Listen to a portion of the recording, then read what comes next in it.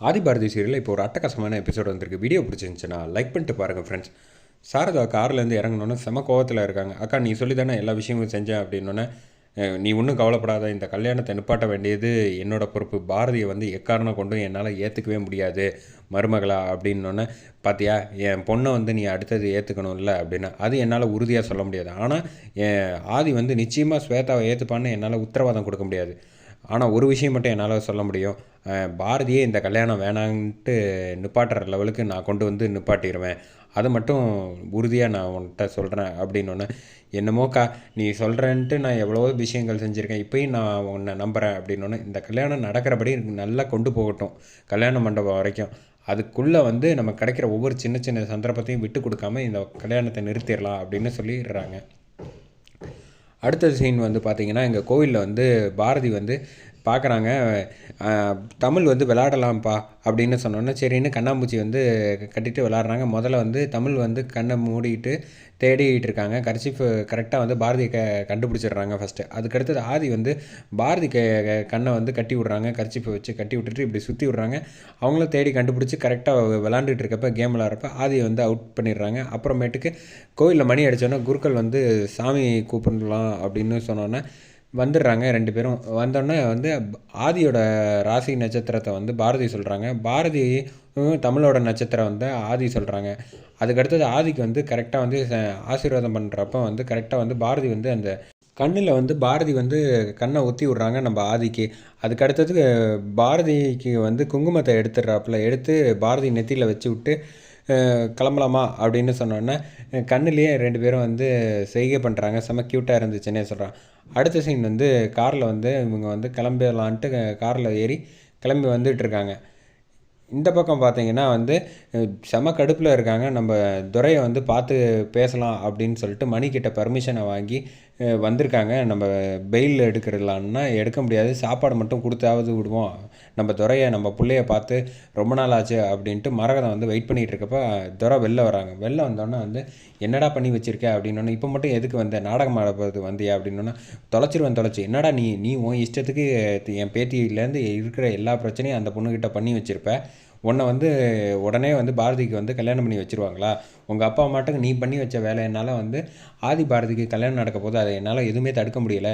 தமிழும் பாரதியும் வந்து என்னை விட்டு போகக்கூடாது, அதுக்காக நான் என்ன வேணாலும் செய்வேன் அப்படின்னு சொன்னோன்னு, இந்த கல்யாணத்தை பாரதியே வேண்டான்னு நிப்பாட்டுற லெவலுக்கு நான் ஒரு முடிவு கொண்டு வராமல் விடமாட்டேன் அப்படின்னு சொன்னோன்னே, ஏம்மா அதெல்லாம் முடியாத காரியம், தலைக்கு மேலே வெள்ளம் போனதுக்கப்புறம் எதுக்கு தேவையில்லாத வேலையெல்லாம் பண்ணிகிட்டு இருக்கேன்னு துரை சொல்கிறாப்புல.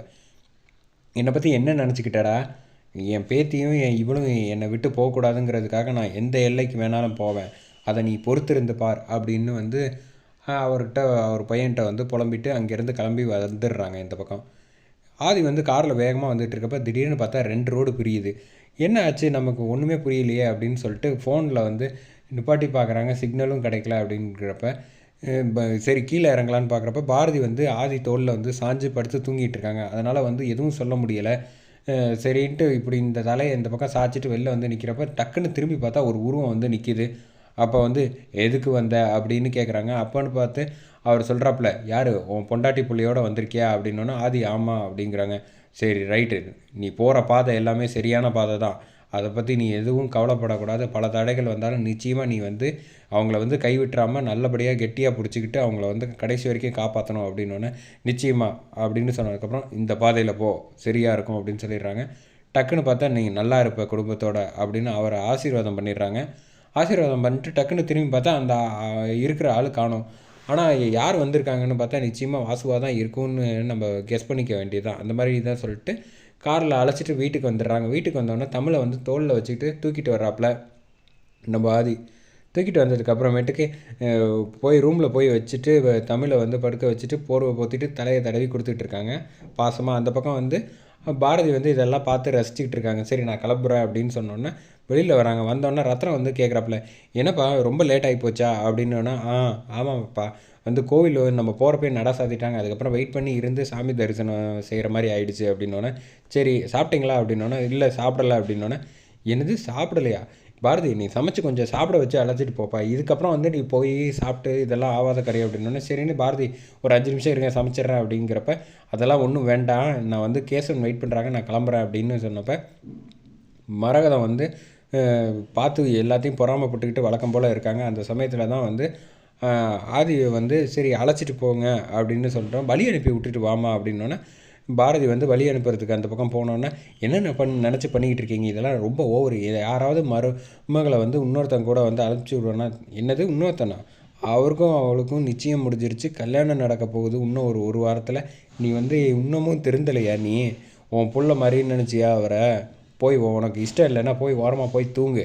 இதெல்லாம் யார் பார்த்து பொறாமப்பட்டுக்கிட்டு இருக்காத. முதல்ல ஒழுங்காக வந்து உன் பிள்ளைய வந்து வளர்த்துருந்தேன்னா இந்த மாதிரி விஷயம்லாம் நடந்திருக்குமா?